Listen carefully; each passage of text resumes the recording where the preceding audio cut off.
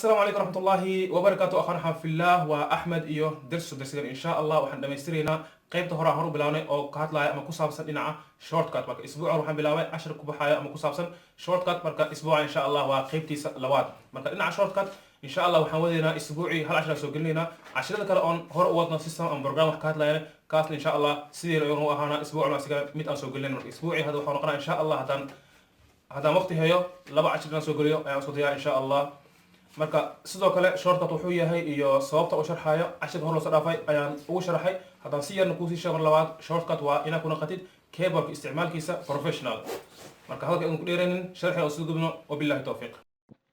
shortcutkeena ugu horeeya waa control h wuxuu ka caawinaya inuu ku saaro historyga ama website-yada aad hore u booqatay ama qof kale computerkaada fadhiyay wuxuu booqday ama wuxuu isticmaalay page-ka booqday ama website-yada ayuu hore u booqday control h soo saara waxaad taabanaysaa control farta ku helinaysaa kadib h aad taabanaysaa waxaad arkaysaa inuu soo baxayo historyga ama page-ka aad hore u booqatay ama website-yada aad hore u booqatay sidoo kale wadooyin kala jira ayaa lagu soo saaraya historyga meelaha setting ayaa galaysaa meelaha ayaa taabanaysaa laakiin intaan uma baahnid markaa isticmaalaysid shortcut anigana shortcut waxaan sharxay tahay in aad ku naqatid keyboardka si loo isticmaalo professional marka kani waa shortcutkeena ugu horeeya oo ah control h shortcutkeena labaad waa control d wuxuu ka caawinayaa haddaa ujeed calaamadan xidigta in uu page ku saaro calaamadan xidigta maxay tiraysaa calaamadan xidigta waxay la mid tahay inuu kaaga dhigo page-kan page muhiim ah waxaan ula jeedaa inuu page-kan automatic mar walba aad doonaysa aad booqan kartid meel fudud inuu ku dhigo marka sidoo kale halkan camal ayuu ku dhiga haddaan for example kaasi page-kan Facebook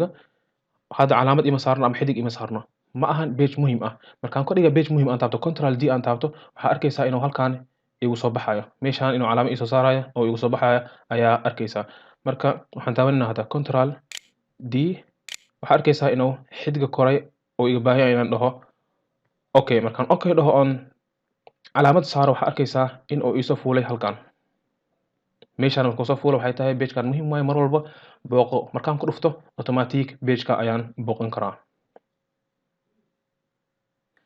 shortcutkeena saddexaad waa control s wuxuu ka caawinayaa inuu page-ka kuu save gareeyo maxaa ula jeedaa page sidoo loo save gareeyaa hadda for example ahaan waxaa isticmaasha ama waxaa dhegeysta adiga qur'aan ayaa page-ka dhegeysataa ama page badanaa jira isticmaasha akhbaar hadduu rabo ahaado for example page-kan haddaan kusoo saaro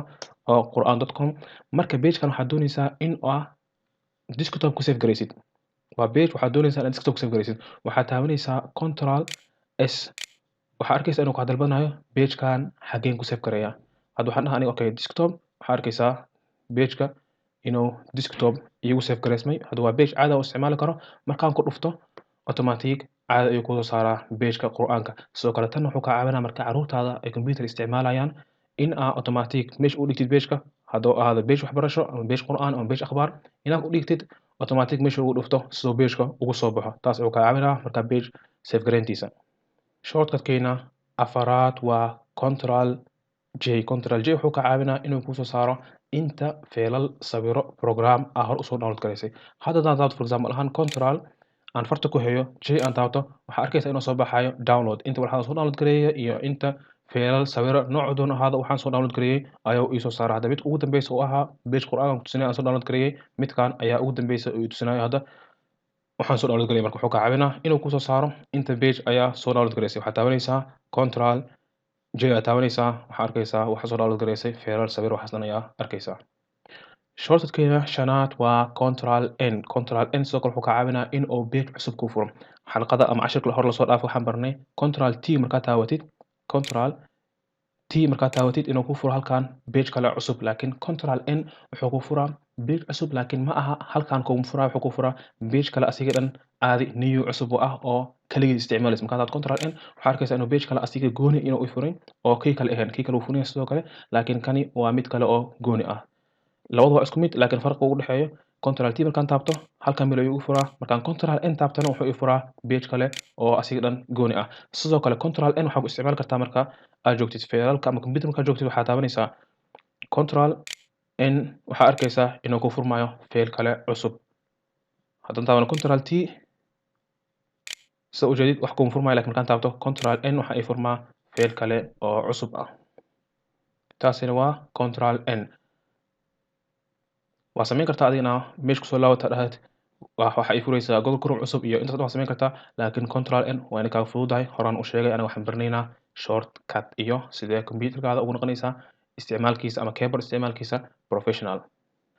shortkeena lixaad waa Alt F4 Alt F4 wuxuu kaa caawinaa inuu pageka feelalka wax walba isticmaalaysa inuu kaa xiro hadduu sabab yahay wuxuu rabo yahay waxaad taabanaysaa Alt iyo F4 aad taabanaysaa waxaad arkaysaa inuu pageka isxiraayo afwan waxaad taabanaysaa Alt afarta ku haynaysaa kadib waxaad taabanaysaa F4 waxaad arkaysaa inuu pageka isxiray sidoo kale haddaan furo on taabto Alt F4 waxaad arkaysaa inuu failkii sidoo kale isxiraayo haddaan mar kale taabto anigoo fail iyo calaamadaysan on taabto Alt F4 waxaad arkaysaa inuu kaa dalbanayo kombiyuutarka in aad damisid waxaan taabanaynaa Alt F4 waxaad arkaysaa wuxuu ku dhahaa kombiyuutarka inaad damisid ma doonaysaa shortcutedeena ama ikhtisaaradeena insha Allah maanta meesha aan soo koobno waxaan jeclaan lahaa in la fahmo oo la faa'iideysano videoga hore ugu sheeganay shortcutedeena insha Allah waa wadeena ilaa meel fiican ka gaarno marka insha Allah markaan dhameeyno silsiladan ama cashirahan taxan aan hadda bilawnay marka kani waa mid kala waad markaan dhameeyno insha Allah waxaan doonaa in qof walbo oo mouse-ka meel iska dhigo oo keyboard kali computer ku isticmaalo keyboard u isticmaalaysana keyboardka professional ku qadid insha Allah inaan taas sameeyno waa gaari doonaa marka sidoo kale هاي إلوين لايك سبسكرايب يا شير يا أصدقاء أصحاب هذا ولا هذا ناسي قاسيت ولكن أحمد وأنا يسوق هذا السؤال قصيت أن تكنولوجيا سابسن سومالي بروفيشنال يسوق هذا واحد ما نشرح أو فهمني كومنتي أو سوق هذا سومالي بروفيشنال كتابة نيسيت ولكن أحمد مكلا وأنا 10 دنبه والسلام عليكم ورحمة الله وبركاته